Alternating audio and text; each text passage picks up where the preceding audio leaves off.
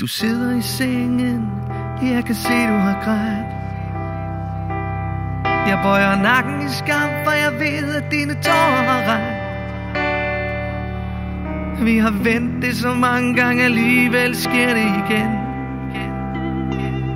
Og jeg forstår jo ikke selv, at jeg kunne glemme toiletbørsten.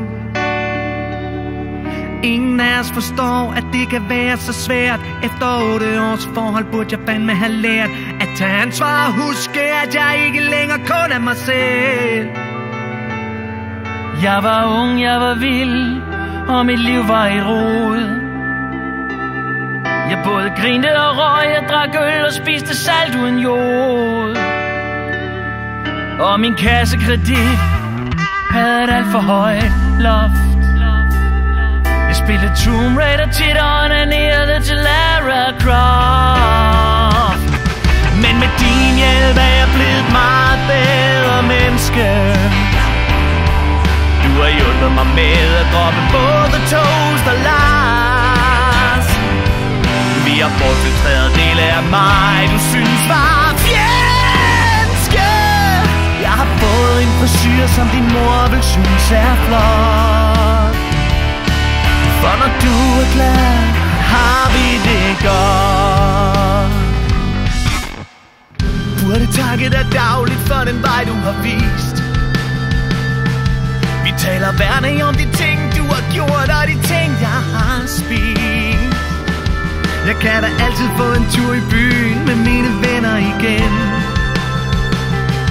Men lige på fredag havde du tænkt, at vi skulle afstemme kalenderen.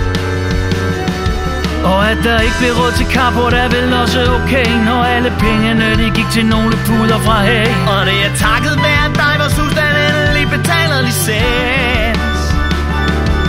Men med din hjælp er jeg blevet et meget bedre menneske. Du har lært mig, at man godt kan gå i seng før klokken 10. Og at krimiserier faktisk er bedst, når de er svenske. Og forventningsafstemninger er bare mega hot.